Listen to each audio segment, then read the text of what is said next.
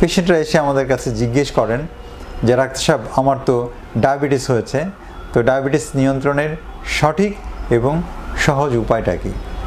আমরা বলে থাকি যে ডায়াবেটিস নিয়ন্ত্রণের জন্য আপনাকে 4টা ডি মানতে হবে। সেই ডিগুলো কি?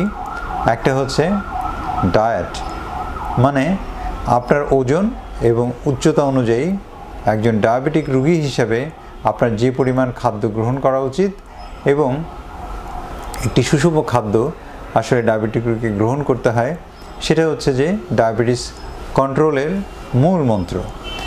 সেকেন্ড হচ্ছে ডিসিপ্লিন। ডিসিপ্লিন বিভিন্নভাবে আমরা ডিসিপ্লিনের কথা বলে থাকি। সময় মতো ঘুম থেকে ওঠা, সময় মতো ঘুমানো, এবং যেটা হচ্ছে যে প্রতিদিন কমপক্ষে আধা ঘন্টা করে হাঁটা, সপ্তাহে 5 দিন। তার মানে আপনি বুঝতে পারছেন যে সপ্তাহে 5 দিন কেউ যদি আধা ঘন্টা করে হাঁটে তাহলে সপ্তাহে তার 150 মিনিট হচ্ছে। কেউ যদি খুব ব্যস্ত থাকেন, সপ্তাহে 5 দিন সময় বের করতে না পারেন, তাহলে একদিন পর পর যদি কেউ 50 মিনিট করে হাঁটেন তাহলে 3 দিনে কিন্তু তার 150 মিনিট হাঁটা হয়ে যাচ্ছে। সুতরাং ডায়াবেটিসের যে 150 মিনিটের হাঁটার কোটা, সেটা কিন্তু আপনি 3 দিনেও ফিল আপ করতে পারেন। থার্ড ডি হচ্ছে ড্রিম, তার মানে হচ্ছে ঘুম। আপনি যদি সঠিক মাত্রায়, তার মানে হচ্ছে 6 ঘন্টা যদি আপনি 24 ঘন্টার মধ্যে না ঘুমান, তাহলে কিন্তু ডায়াবেটিস নিয়ন্ত্রণ করা অত্যন্ত কঠিন ব্যাপার হয়ে যাবে।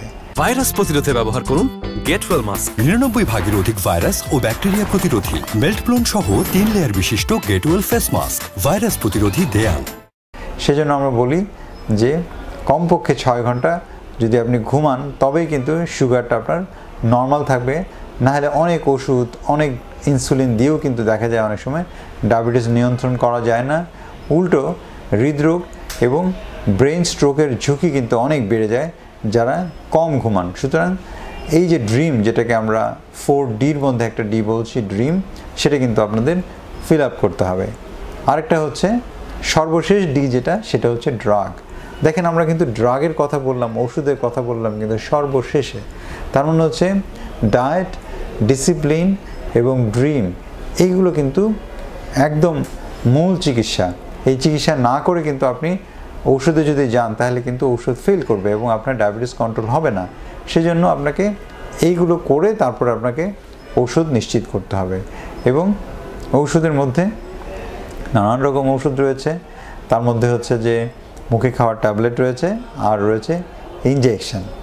তো এটা ইন্ডিভিজুয়ালাইজ করতে হয়। তার মানে হচ্ছে যে রুগীর অবস্থা বুঝে তার কতদিনের ডায়াবেটিস, তার শরীরে অন্য কোনো জটিলতা বাসা বেঁধেছে কিনা, তার ওজন, তার উচ্চতা কেমন, তার আগে ডায়াবেটিসের ওষুধ দিয়ে তার ডায়াবেটিস কন্ট্রোল হতো কি না, কেমন তার হার্টের অবস্থা কি, তার ব্রেনের অবস্থা কি, তার আর্থিক অবস্থা কি, তাকে সাপোর্ট দেওয়ার মতো ফ্যামিলি মেম্বাররা রয়েছেন কি না, অনেক কিছু বিবেচনা করে কিন্তু একটা পেশেন্টের আমরা ঔষধ ঠিক করে থাকি যে তাকে আমরা ট্যাবলেট দিব না তাকে আমরা ইনসুলিন দিব।